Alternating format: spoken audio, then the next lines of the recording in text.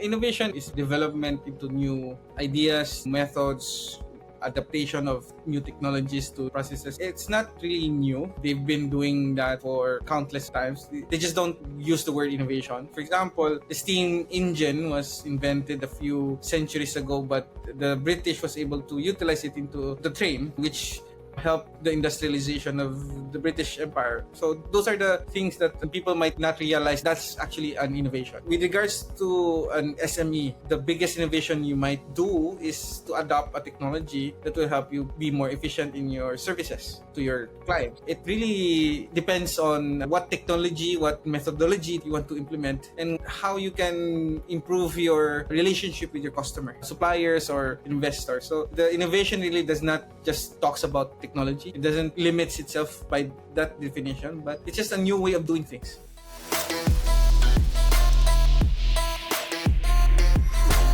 Hello, Masterpiece Makers. Welcome to another episode of Making a Masterpiece. Today, I am very excited that we are joined by the Chief Innovation Officer of the Philippine Innovation Hub, a good friend of mine, Jerahmeel Chen. Hi, Jerahmeel. Welcome to our show. Good morning, Norbert. How are you? I am very well. To give context to our listeners, Jerahmeel and I go way back in high school. So we went to high school together. Before we start the interview, I'm just really wanting to share that I'm really so proud of what you've done. I've known you before you were the Chief Innovation Officer.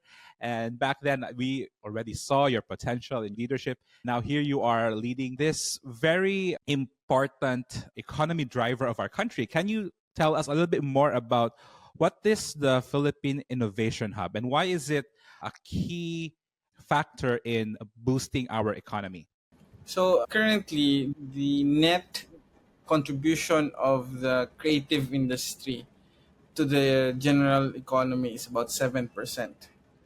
Likewise, the businesses in the Philippines compromises about 90 to 95% micro, small, and medium enterprises, which the startup industry belongs to. To quantify the essence and importance of the hub, we're trying to do is to create a space for the founders, basically the ecosystem, to go to and see the support of the Philippine government in the context of the startup industry. That's the number one major reason why we put up this facility. Number two, we wanted to have a platform for both domestic non-NCR founders to look at government projects or programs that support the ecosystem, and at the same time a platform for foreign companies to have a launchpad for the country. The third reason we have the hub is to help digitize micro SMEs and startups to compete globally. Wow. That is a very excellent vision. And thank you for sharing that, Jeremy. That is really inspiring to think that, man, guys, I am Filipino and my country is close to my heart. Hearing this from a friend of mine who's really doing great work and impact there blesses my heart. I know a lot of our Filipino entrepreneurs listening to us all over the world will be equally inspired. We believe in the power of entrepreneurship, how it can give value to people, and how it can really change lives. And we will talk more about the Philippine Innovation Hub later, Jeremy. Before we go to the nitty gritty and the cool stuff, I wanted to ask you because I've been following your journey ever since, and I have seen you wear many hats. You've encountered so many startups, you did venture capital, you went to investment banking, and now you're working for the Philippine Innovation Hub. What made you feel called to public service? And why are you so passionate about making an impact there? Problem with the Philippine ecosystem, you don't really see a convergence of government support on the onset, unless you are in the know. Like if you are a awardee or a sponsor or a incubatee of one of the departments in the country, then you would know the programs. But as a normal founder citizen in the country, you wouldn't know that there are such programs and laws that help promote the ecosystem. As a practitioner, I wanted to help steer the government to engage the startup founders. So what you're saying is that the context of our country, when you don't know much about what's going on in the ecosystem, and if you only when you're like have a little bit of a title, then you know what's going on. But if you're just normal like me, who has no idea is going on, then you will not know these projects. And then this innovation hub is the bridge that brings the private normal citizens into to give access to the facilities and the programs that the government has. Wow, that is very, very good. You've worked with so many entrepreneurs, Jerahmeel, and how would you define then innovation? Because it's a buzzword that we hear a lot in the recent years. Well, when we hear innovation, most of us think that it's only for companies that are involved in technology. Is that true? And is this something that every business needs to embrace? Innovation is basically development into new ideas, new methods, adaptation of new technologies to your processes. It's not really new. They've been doing that for countless times. They just don't use the word innovation. For example, the steam engine was invented a few centuries ago, but the British was able to utilize it into the train, and which helped the industrialization of the British Empire. So those are the things that people might not realize that's actually an innovation.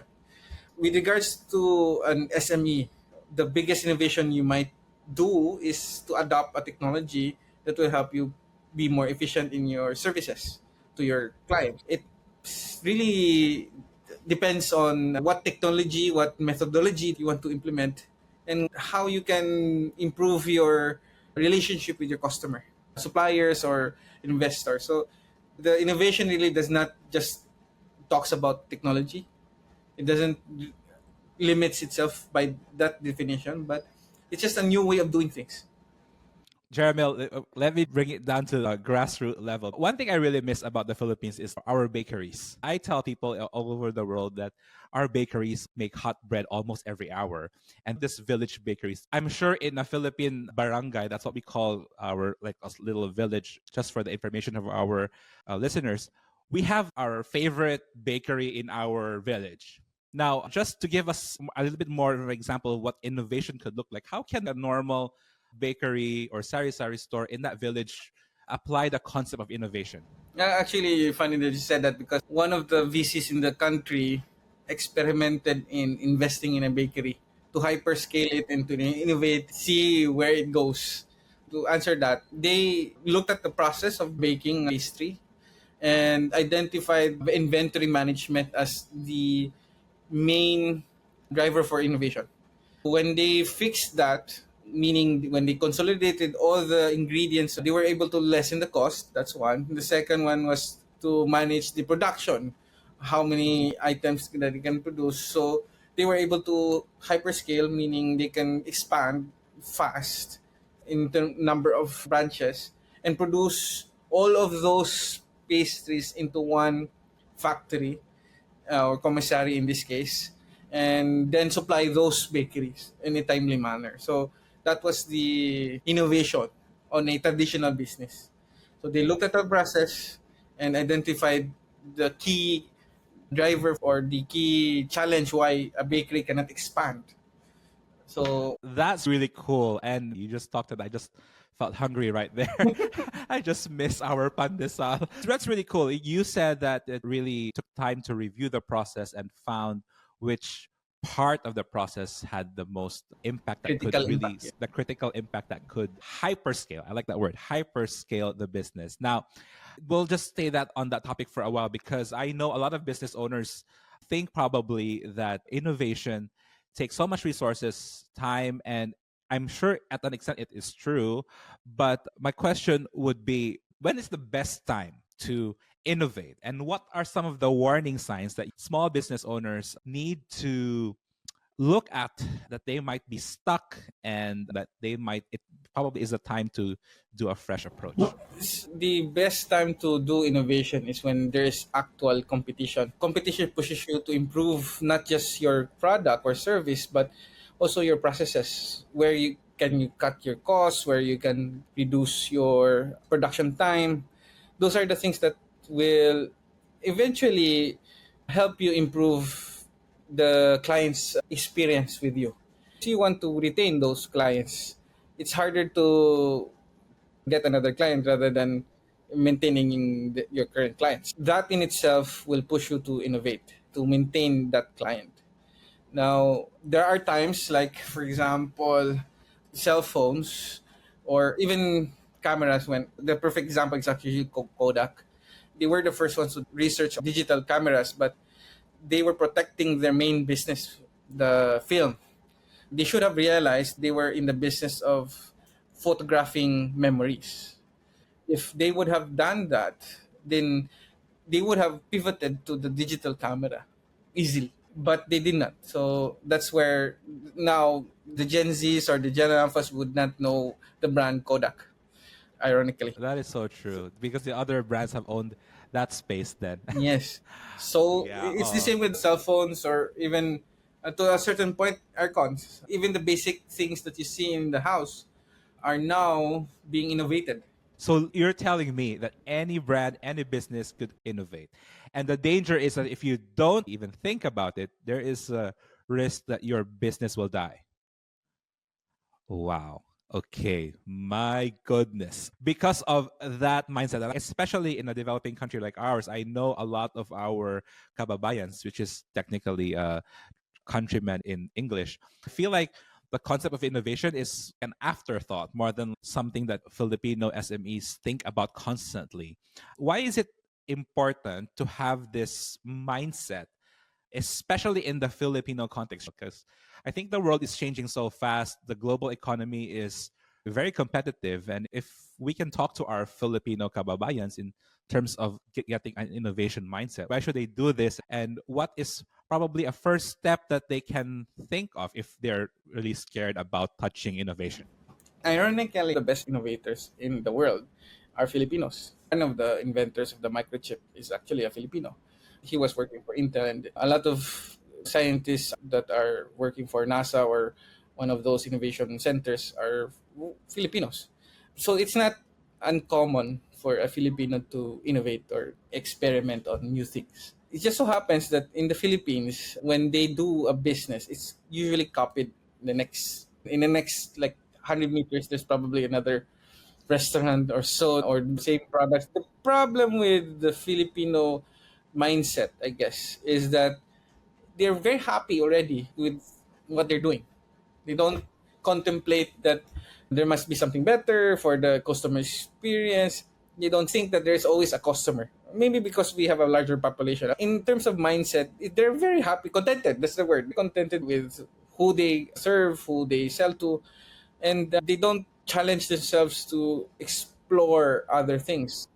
Similarly, like in China, there's about 10,000 companies with the same product, but they tweaked a little bit. Same with Japan. When Japan was rising during the 50s to 60s, everybody was copying each other. Same with Korea, the same. In every country that's developing, there will always be copying and improving. And once they've achieved the improvement, a monopoly is created.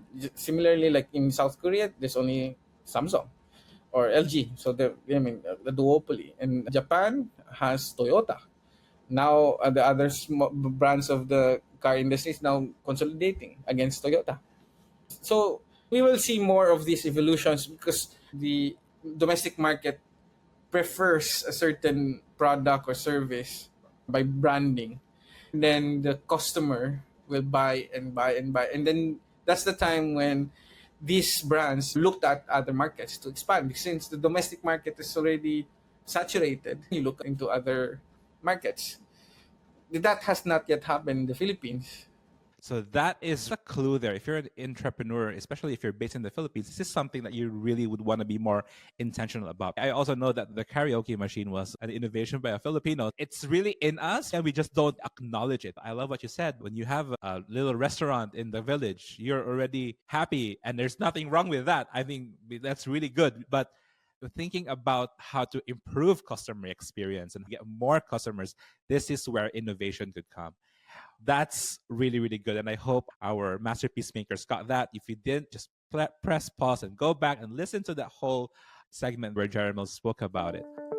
Years ago, I started a personal journey to help provide professional creative communication solutions to brands born out of faith and big dreams, but running on limited resources. Before finding my true calling in ministry, I was an advertising professional, and I always felt frustrated whenever a great idea, product, service, or community initiative didn't take off simply because branding wasn't a priority. I've seen too many faith oriented entrepreneurs and nonprofit leaders make this mistake because they don't have access to professional creative services, or they are put off by the high cost and consumerist approach. I decided to use my experiences in mainstream advertising and in ministry to bridge the gap. The result is a 6-module branding course that can help transform brands, effectively tell their stories, reach their audience, and help them achieve their goals. Teaching this to business owners and leaders, I've seen it transform confusing concepts into real brands that cut through the noise and make real everyday impact. I believe that brands can be a blessing to the world, solving problems and easing burdens, fueled by passion and driven by purpose. That is what we aim to do with Masterpiece Kingdom Brands. If this resonates with you and you're ready to uncover your Kingdom brand, let's connect. Sign up for the Masterpiece Kingdom Brand Building course today. Jerahmeel, looking back at your journey, because I have seen you, I still can't believe that we are having a conversation like this now. I'm really, really happy to see you flourish and thrive in this area. Looking back at your journey, how has your experience shaped your approach to leadership and innovation? And during those tough moments, because I think what you're doing here is really groundbreaking. And correct me if I'm wrong, is this the first innovation hub of the country? There are innovation centers that you can utilize, like the Department of Science and Technology research arms have 3D printers like decades ago. So there are innovation centers. It just so happened this is the first hub or facility that has an incubation and acceleration program specifically for the startup industry. And by extension, the digitalization of SMEs. We'll talk about that incubation and acceleration process in a while. I want to finish my question on how has your experience shaped your leadership and innovation in these tough moments, especially by organizing and getting this hub in operation. You've just launched recently. Congratulations on that. How do you stay grounded in your purpose? The longest time, even without the namesake of startup or innovation or founders, I've always had an advocacy of helping others to create their own businesses because I wanted to be a venture capitalist. That was always my goal. The more I know the business process and models of certain industries, the better position I would have as a VC to help not just potential startups or SMEs, but to help the founder achieve their dream. That has always been the driving force why I went to government and help them craft the necessary framework and policy to help the Filipino people or these Filipino founders. It just so happens that my leadership style has been more of a decentralized way of doing things. I don't like being the tyrant or dictator of things. I listen to the ground to see how we can adapt because in this ecosystem it's too fast and it's in a scale that's hard to manage and control. So the way to do for me, at least I've discovered over the years, is to let people think of solutions and you will be the guide to those ideas. But being the guide is also very hard. You have to be the one to say no a lot of times because people want to go here, but you need to bring them to the other side. So that's the biggest challenge with that kind of leadership style. Although I don't really see any problem if you're the centralized leadership style because it works. I mean, look at the small medium enterprises that have been around for 30, 40 years. The central figure or the founder has always been the main decision maker. It has worked, but we also see decentralized decision making process to other corporate entities. Similarly, like the family corporations that are being conglomerates nowadays in the Philippines are all decentralized decision making process. So there are pros and cons, yeah, I guess, but it really depends on you as a person which path to take. My experience has taught me that if I want to survive and be busy eventually, I want to make sure that I have enough time and mental power at my disposal to really think about this and just guide them. Wow, I love what you said. It brings you back to your core advocacy of wanting to help founders and see them grow. When we go back to our core, it is enough reason to wake up each day, do what we do, and even in the mundane, in the difficult, because that's our calling, that's our core, we really hang on to that. Okay, Jeremy, if you can just briefly walk us through, you mentioned earlier about the beauty of this innovation hub. I know that it is a state of the art facility in Marikina. Yeah, Marikina. Yes. It's a valley in the northwestern part of Metro Manila. When you go there, it's a very quiet city.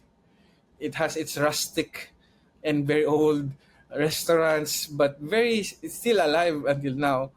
There are a lot of entrepreneurs as well. It was also the center for the shoe industry in the country. A few decades ago, our first lady actually bought a lot of shoes from Marikina and then promoted them globally. So the idea why it is built there is that it was to utilize one of the Department of Trade and Industries asset. There was a land 4 hectares. There's a bamboo nursery and at the same time a training center for shoe, steelworks, woodworks. Still there, still functioning. And there was a piece of land that was not utilized. So the Department of Trade and Industry decided to put up the facility there. When you go there, if you want to think about your ideas, there's actually a bamboo forest to go to and just think. That's the nice part of that. Essentially, the building is about 960 square meters per floor with 5 floors. Each floor is a dedicated theme, which I will mention in a while. But the way we market the facility is that we want you to aspire to level up. The fifth floor is the offices of the venture capital firms that we are partnered with as NDC, since we hold and manage the VC capital of the Philippine government. So we will have there offices for VC, pitching rooms, and a large enough auditorium for you to do large pitching events. The fourth floor is dedicated to the tech industry or STEM related startup. We are providing a lot of computing power there. We are in the planning phase of acquiring an AI farm to support any AI algorithmic test facing there. But we're still in the planning phase. We're choosing who to partner and to help us run the AI farm. The third floor is dedicated to the creatives industry in the country. We are acquiring software to help fashion designers design their fashion, printers to print those designs. We are also buying a room there, the multimedia room, where you can create your own podcast. We will be running workshops on how to dub, how to be a actor, things like that. We're buying also software for the gaming development industry to support them. Wow, that sounds Complete. very exciting. The future is bright, and hearing that is such a breath of fresh air because it's going to build a nation, elevate the lives of our people, and it's amazing. That's just the third floor. The second floor is actually a one-stop shop for government compliance requirements. So you don't know to go to all of the government agencies or different buildings. You just go there, be assisted. Everything's there. We invited the Philippine Stock Exchange and the central bank to help us to be there at least once in a while to promote not just listing or fundraising that you would need as a startup, but also regulatory sandboxing for fintech. So there's a small retail space we provide for those who wants to sell their products or merchandise to test, to utilize the building's market to test your product. The ground floor is divided into three categories. One is dedicated to the shoe, leather, and fashion in because of Marikina. This is quite big. We're talking to the UST's research arm to put their textile library there. You can choose the raw materials based on your preference. You can design your shoe there. You can utilize that space for a fashion show. It's about 300-400 square meters of space. You can actually do a fashion show. And then the second part is open kitchen. It will be run by one of our two organizations to help you cook or basically help you sell your recipes. Kitchen, you can test your recipe, tweak it until such time that you're happy and your customers are happy. The private sector partners will help you set up your booth or shops to sell those products in the general market.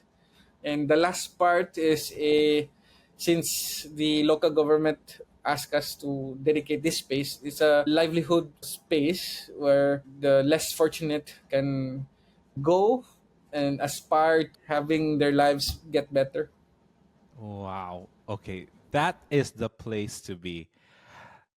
As you were talking, I was just imagining all these spaces and it's all there. This is so cool. Oh man, thank you guys for doing this. And I know that's a lot of hard work there.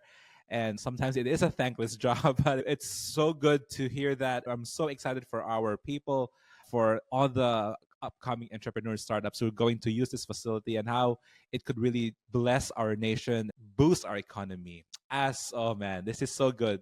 Jerahmeel, as we wrap up our conversation today, you've shared so much insight on the power of innovation, not just in business, but in shaping the future of our nation. For our listeners, whether they're entrepreneurs or part of a growing team, what challenge would you give them to start innovating in a way that makes real impact? What's one actionable step that they can take today to contribute to something bigger through their own work? My challenge is for you to come back to the Philippines and see what you can do. There's a lot of the Filipino diaspora that is coming back. I guess the second generation Filipinos who are born not of the Philippines but other countries are looking into going back to the Philippines, see what opportunities they can do for the country or for themselves. Doesn't matter. I think this is a good time to explore the country. Yeah, I mean, just go around, tour from the north to the south, see what the Philippines is. That is my first challenge. And then the second challenge is actually seeing how you can bring what you've learned in where you are and see it can be applied in the Philippines. Where we come from, the Cebu Island or Metro Cebu, is now a 1 trillion peso economy. That's huge. In terms of dollar figure, that's still a bit small, but to us, in terms of peso, that's huge. And that's a small island in the center of the country. So just imagine the potential of the other islands there who are still developing. And then plus the fact that we are, in terms of median age, we are very young as a country. I think 25 to 36, somewhere there. We're a consumer driven economy, so we can consume a lot of products and services. That is where the Philippines is at right now. It's basically in a juncture. We are in the precipice of growing. Wow. I can come back anytime. I'm dreaming about it. It's so good to hear this. Thank you so much. I know the Filipino brand is world class and excellent. And I truly believe that masterpiece makers, wherever you are in the world right now, listening to our conversation, please, this is an open invitation to visit our beautiful country. We have so much to offer, more than 7,000 islands. You can just pick one and enjoy it. So, Jerahmeel, thank you so much for hopping into our show. Maybe as a parting word, how can our listeners learn more about the Philippine Innovation Hub? And if there are Filipino startups, entrepreneurs listening to us right now, how can they get hold of you? We've launched the Philippine Innovation Hub. You can search it. We've started posting already. We want to share your entrepreneurial stories there. You can help us spread the word or email us at innovation@ndc.gov.ph if you are interested in opening up your own startup. That's anytime we'll assist you. The last thing I think I can ask from you guys is that maybe tell another soul that this hub is there. It is operational. Anytime you can come, look at the venue, see what you can do, see who you can collaborate, and maybe in the near future you'll be our unicorn. Wow. Guys, that has been an inspiring, insightful, and encouraging conversation. Thank you, Jermel, for joining us. Thank you, Philippine Innovation Hub, and Masterpiece Makers for listening to us. We will see you in the next episode of Making a Masterpiece because here we are obsessed of building your faith and inspiring your business. Thank you Till for next having me. time. Thank you.